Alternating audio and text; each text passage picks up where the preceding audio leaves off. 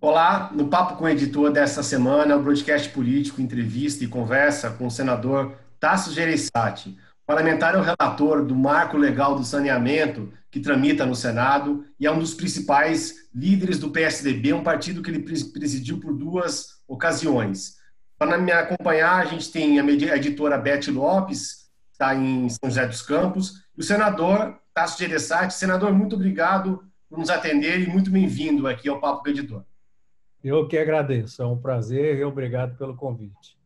Então, vamos começar a falar aí do marco legal do saneamento, né? O senhor é o relator dessa proposta que está no Senado. Havia uma expectativa de que o relatório do projeto fosse apresentado essa semana. A gente queria saber aí que dia que isso vai ser apresentado, se vai ser na próxima semana, e se a expectativa mesmo é votar aí no dia 24 o projeto inteiro já. Isso. No nosso sistema de trabalho, que nós fizemos no Senado, que é essas sessões remotas, as pautas são decididas às segundas-feiras de manhã pela reunião de líderes. Então, definitivamente, o dia da sessão, da votação ou da leitura do relatório deve ser decidido agora na segunda-feira. A princípio, está marcado para terça ou quarta-feira da semana que vem, dependendo da decisão dos líderes, logicamente, e também se não aparecer nenhum evento extraordinário, o que nesses eventos, né, nesse momento que nós estamos vivendo, não é tão extraordinário assim. Aquelas extraordinárias estão virando ordinários. Então, acho que vocês sabem melhor do que eu que daqui para lá tudo pode acontecer. Mas a nossa expectativa, nós estamos trabalhando para isso, à disposição do presidente Davi, é votar na semana que vem. Senador, quais são as principais resistências? Fala-se, né, a questão das privatizações. O senhor acha que a matéria pode passar assim, sem grandes intercorrências? E quais os benefícios que vai trazer, principalmente para aquela população chamada os invisíveis, né? Milhares de brasileiros que não têm acesso aos serviços básicos no nosso país? Esse é o grande problema. É uma luta incrivelmente diferente, porque são milhões de brasileiros que nós estamos chamando de invisíveis e sem água e sem esgoto. São os mesmos, que agora na pandemia tem se mostrado de uma maneira tão explícita. As pessoas que recorrem ao auxílio emergencial e não existem, não são vistos porque não tem carteira de trabalho, não tem nenhum tipo de programa social, etc. Esses também, na sua grande maioria, são sem água e sem esgoto. Não são organizados, não têm voz. A participação política deles, apesar de ser maciça, é muito silenciosa na hora do voto, mas não tem nenhum poder de pressão, por exemplo, diante do Congresso. Essas milhões de pessoas enfrentam a resistência, principalmente, ou eu não diria, eu posso até estar exagerando um pouco, mas unicamente das corporações, que são baseadas pelas empresas estaduais, que têm algumas empresas muito boas, mas estão muito inseguras quanto às possibilidades que o novo marco do saneamento vai trazer. Elas foram acostumadas a anos e anos de contratos exclusivos, sem concorrência, não tem metas definidas de alcance, não tem normas bem delineadas e, portanto, são muito protegidas. Você trazer à tona a necessidade de competição, de concorrência e estabelecimento de normas dá insegurança a essas empresas, a essas corporações, vamos chamar assim. Mas eu tenho que dizer para você que elas são muito fortes. São muito fortes nos estados, junto aos governadores, são muito fortes junto aos senadores, porque elas se multiplicam em várias associações, em sindicatos. Senador, o senhor citou aí essas empresas estaduais, né? Entre alguns pontos polêmicos que estão sendo no no marco regulatório do saneamento, o marco legal do saneamento, está o prazo e o período de renovação para concessão dos contratos atuais, né? Das empresas estaduais, que é até março de 2022 e por mais 30 anos. Isso vai continuar? Vai ficar desse jeito? O senhor deve relatar, senador? Essa foi a grande flexibilização que a Câmara fez, porque qual é aonde se resume a, o termo que dá a essas companhias um monopólio e uma garantia de serviços quase que intocáveis. É um termo chamado contrato de programa. O contrato de programa é a mesma coisa que uma concessão, só que o contrato de programa só pode ser feito entre dois entes públicos. Portanto, você não precisa, o estado de São Paulo, por exemplo, ou o município a Beth está em Ribeirão Preto, Beth está em Eu estou em São Ribeirão José dos Preto e Campos. São José dos Campos. Gustavo está em Ribeirão. São José dos Campos, por exemplo, não precisa licitar na hora de uma concorrência para ver quem dá melhores condições, quem se propõe a atingir metas mais rapidamente, quem se predispõe a fazer mais investimentos, porque é um contrato de programa. Já concessão, não. Concessão pode ser feita entre um ente público e um ente privado e obriga a concorrência. Portanto, no momento que quiser oferecer, aí Ribeirão, quiser oferecer um serviço de saneamento, ele vai abrir uma concorrência, uma licitação, e as empresas, ou mesmo a empresa estadual, entra na concorrência e aquela que oferecer melhores condições vai ganhar. Lembrando que nós vamos ter uma grande guarda-chuva, que é a Agência Reguladora Nacional, que vai ser a ANA, que hoje é a Agência Nacional de Águas, que vai estabelecer normas e regras gerais para todo o país. Evidente que vai mudar, ela só dá diretrizes principais, mas ela muda de município a município. Um município como Ribeirão, que é rico, não vai poder não necessariamente ter as mesmas regras que o município do interior do Acre, por exemplo. Agora, as regras gerais vão estar estabelecidas. E entre as regras gerais, por exemplo, está a meta de que até 2033 nós alcancemos a universalização desse serviço. Certo, senador. Era justamente isso que eu queria saber do senhor, porque esse tipo de obra, né, como a gente fala comumente, né, não dá voto, porque é uma obra que não tem placa, não tem inauguração, o político não faz, né, não é uma ponte, né? O senhor vê que isso pode ser um empecilho, ou os agentes públicos estão conscientes da necessidade que realmente precisa encarar esse problema de frente e o Brasil tem que avançar?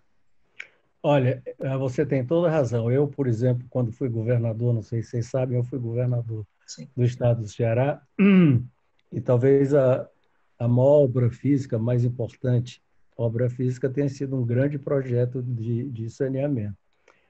Ao contrário de ter sido popular, foi um dos momentos de maiores desgaste que eu tive aqui no Ceará, porque você esburaca a rua toda durante algum tempo de onde você mora, você não consegue chegar de carro à sua casa porque ela está esburacada, você perde uma porção de comunidade, tem aquele desconforto.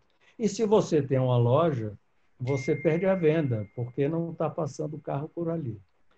A obra ficando pronta, ela é enterrada. Não tem uma plaquinha lá de bronze com o nome do governador.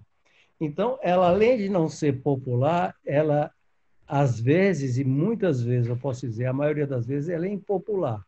Então, eu responderia objetivamente para você da seguinte maneira. Os governantes têm consciência, porque é um motivo de de endemias, de doenças, de falta de produtividade, etc., básica, mas não é prioridade porque, na falta de recursos, as prioridades são outras que são mais populares do ponto de vista eleitoral. Senador, só para resumir isso, antes de passar para a questão política, a gente, então, na terça ou na quarta-feira que vem, a ideia é votar o relatório e o projeto, e, sim, e deve ser feito sem muita alteração em relação ao que veio da Câmara, para poder facilitar, já não precisar voltar para a Câmara, essa proposta? Terça ou quarta-feira, eu espero ler o relatório. Com muita boa vontade, espero que a gente possa até votar no mesmo dia. Mas, como a gente já conversou, podem ter algumas resistências que faça com que nós adiemos a votação propriamente dita por mais uma semana, por exemplo, ou para outro dia, para que se discuta mais. Apesar que esse processo no Senado já está bastante discutido, ele vem sendo discutido há pelo menos um ano e meio.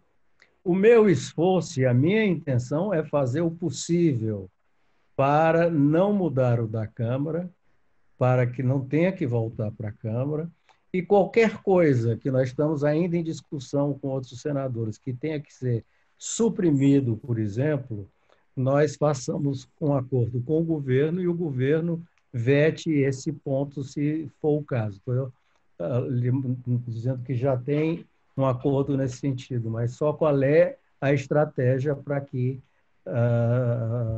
não volte para a Câmara. Senador, passando um pouco agora para a parte política, né, falando, né, da pandemia do novo coronavírus, qual a sua avaliação da condução da pandemia ou a não condução pelo governo do presidente Jair Bolsonaro? Eu só tenho uma palavra para isso: desastrosa, porque você tem razão quando usa a palavra não condução. No momento, nós estamos sem Ministério da Saúde, de fato. Não existe Ministério da Saúde. Pelo conhecimento que eu tenho, converso com alguns secretários da Saúde, hoje o ministro da Saúde é, na verdade, um chefe do almoxarifado. Ele despacha para os estados algum material, respirador, máscara ou qualquer outro material que chega ao Ministério. Mas uma política de saúde nacional, de combate à pandemia, uma orientação nacional, isso não existe absolutamente, e não é que não existe na teoria, não existe na teoria nem na prática. Se eu perguntar, você não sabe qual é. Se tem alguma, nenhum de nós aqui vai dizer qual é. Agora, já foi pior. Já foi pior porque já atrapalhou. No momento em que o presidente da República insistia em dar orientações contrárias a que o Ministério da Saúde dava, principalmente na época do distanciamento social mais rígido, e ainda hoje, ele criou uma confusão tremenda na cabeça dos brasileiros, e por esta razão, acho que nenhum estado brasileiro, talvez em alguma cidade, uma ou outra, tenha se conseguido fazer um distanciamento realmente verdadeiro. Como nós não conseguimos esses objetivos, hoje nós estamos passando pelos números que nós estamos passando, porque nós não conseguimos. Na verdade, no Brasil, não houve um lockdown nem pensar. Mesmo o distanciamento social, não houve verdadeiro.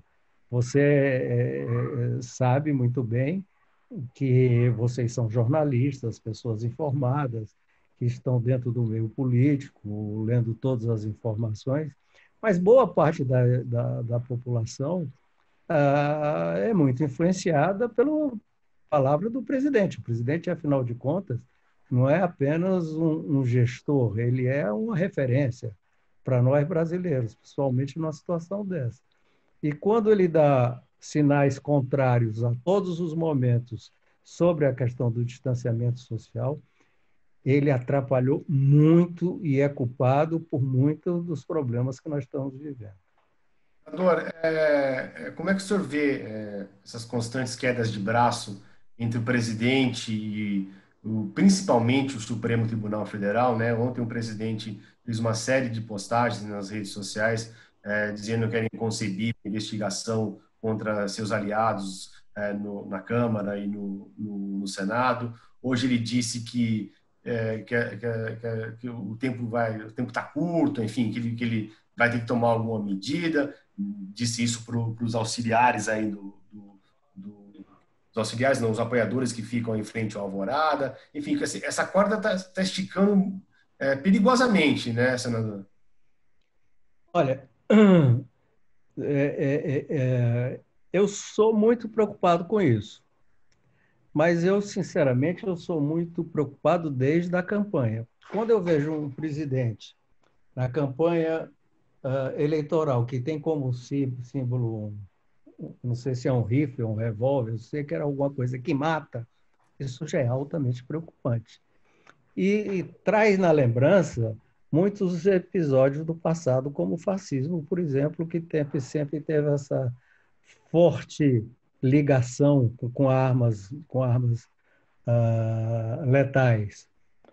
Depois, na presidência da República, esse tom vem crescendo. Quando ele diz numa reunião que quer a população toda armada, numa reunião, se não me engano, daquela célebre reunião de ministros, isso preocupa mais ainda. Aí em São Paulo, lá em Brasília, também aqui em Fortaleza também, já tivemos alguns confrontos entre manifestantes de um lado e do outro. E já pensou todo mundo armado como ele quer? O que vai acontecer? Evidentemente que é a quebra das instituições, claro. É o chamado momento em que o Exército se acha no direito de intervir para manter a ordem. Nós já vimos isso também aqui no Brasil no passado. As constantes agressões ao Supremo, até de baixíssimo nível, com palavras de baixo calão, mostra uma intenção de esticar a corda. Ele já esticou a corda. Graças a Deus, nós estamos nas outras instituições, o próprio Supremo, o próprio Congresso Nacional, tendo a calma e a serenidade suficiente para que a corda não se estique tanto e que a gente possa conviver com esse tipo de liderança que, evidentemente, planeja alguma coisa a mais do que o poder que ele já tem. Então, eu diria para você que eu, por exemplo, sou contra o impeachment, porque o impeachment vai ser um motivo para uma desordem. Talvez seja até um motivo desejado por aqueles que queiram uma desordem. Acho que nós vamos ter que trincar os dentes e conviver com isso até o final do mandato. Mas tem um fato, na minha opinião, que eu tenho usado. Na verdade, não existe ditadura no Brasil hoje, mas os militares estão no poder. Hoje, toda esta problemática, todo esse tipo de atitude, todo esse tipo de postura é respaldada pelos militares no governo, que tem os militares fora do governo atrás. Então, eles não fizeram a ditadura militar, evidentemente, graças a Deus, mas eles estão no poder junto com o presidente Bolsonaro. Senador, nessa sua avaliação, neste cenário, né, falando assim da sua posição contra o impeachment, que vai ter que esperar, né, até o fim do mandato, né, no decorrer aí das ocorrências, a gente está vendo ali a cada dia a temperatura aumentando, né? A temperatura está aumentando, o povo já está começando a ir para as ruas, mesmo com pandemia, tem as manifestações antidemocráticas, tem um grupo também, né, que 70% da população, que está começando a despertar e ir para as ruas. O senhor vê algum caminho para a saída desta crise em relação à pandemia, em relação à economia que está em frangalhos? Vamos lembrar aí as baixas do governo, o governo acabou de perder o Mansueto, que está saindo, ou seja, é só notícia que parece que não mostra ali a luz no fim do túnel. O senhor consegue enxergar alguma saída? Não, a saída é, eu acho, evidentemente, que se essa corda for mais esticada ainda na frente, por exemplo, o presidente não cumpra uma ordem judicial, aí passou do ponto. A saída é que os dois poderes, no caso o Supremo, tenha serenidade para cumprir o seu papel e exerça todo o seu poder legal, e o Congresso assuma o protagonismo das medidas econômicas. Nós vamos... o que não é fácil. Eu já estou há alguns anos na política e sei que, principalmente na economia, quem dá o rumo, quem dá